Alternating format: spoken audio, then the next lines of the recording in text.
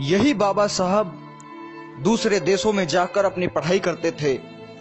सिर्फ और सिर्फ 2, 4, 5 सालों के लिए वहां जाते थे, पढ़ाई करके आते थे और उनका नाम इस तरह से छप जाता था कि जैसे आज यहाँ भारत के अंदर किसी भगवान जैसे कि राम, उस भगवान का छपा हुआ है सिर्फ 2, 4, 5 सालों में। और जिस देश के अंदर उसी बाबा साहब ने अपनी पूरी जिंदगी व्यतीत की और जिस समाज के लोगों के लिए उन्होंने अपनी पूरी जिंदगी व्यतीत की, आज वो लोग इस कदर अपनी नपुंसकता दिखा रहे हैं। मैं तो इसको नपुंसकता ही कहूंगा कि जिस देश के अंदर वो रहे।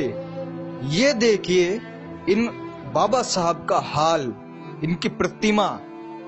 और कुछ धूर्त लोगों को मैं बता दूं कि ये पूजा करने वाली नहीं कि हम इनकी पूजा करते हैं और मूर्ति तोड़ दी तो हम पूजा नहीं कर पाएंगे। सम्मान है। जिस देश में बाबा साहब 2-4 साल जाते हैं, नालंदा यूनिवर्सिटी 2-4-5 साल पढ़े, और पता है, नहीं पता हो तो मैं बता दूं, सिंबल ऑफ द नॉलेज, मतलब आप समझते होंगे कि ज्ञान का प्रतीक, यानी कि उन्होंने अपनी मोहर ऐसी छाप दी कि वहां ज्ञान का प्रतीक बना पूरे देश के लिए। लेकिन यहां इनकी मूर्तियों के साथ जहां इनकी प्रतिमा होती है, ये हश्र हो रहा है। विदेशों में, अमेरिका में, और दूसरी बात, अमेरिका में 200 वर्ग मीटर में एक पार्क बनाया जा रहा है।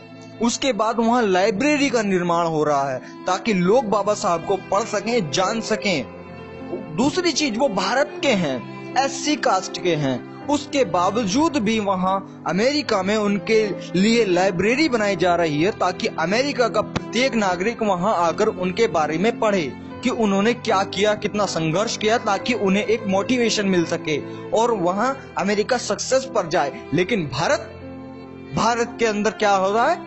गीता पढ़ो, कुरान पढ़ो, बाइबल पढ़ो, ये पढ़ो, वो पढ़ो, ना जाने कितनी सारी चीजें हैं जो पढ़ने जाती हैं। और होता क्या है?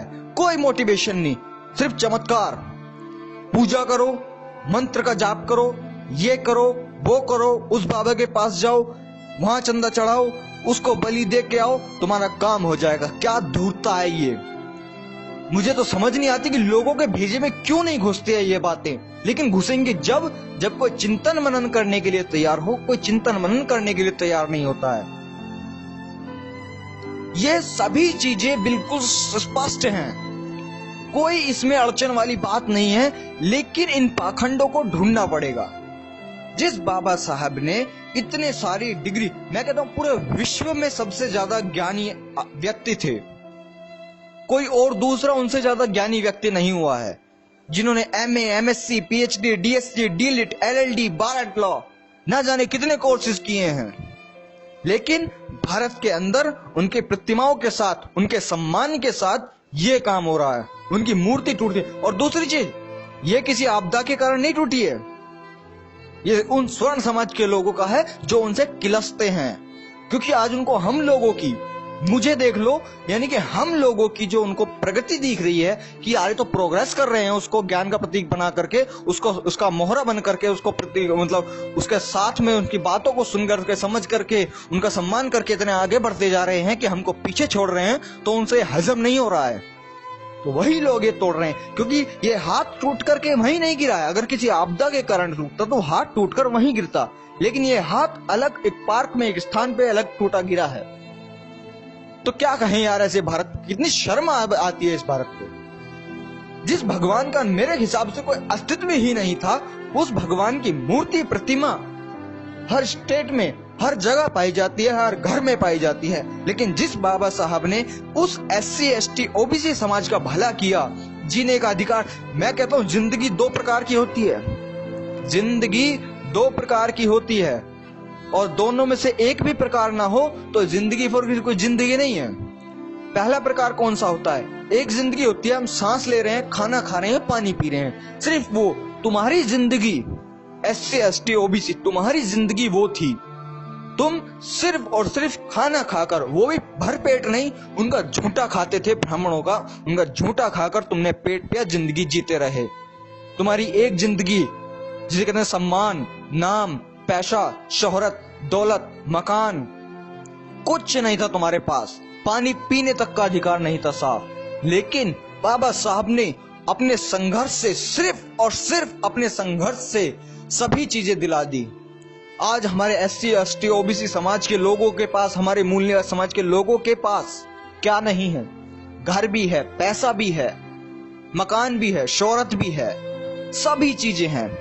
लेकिन उनको भूल गए।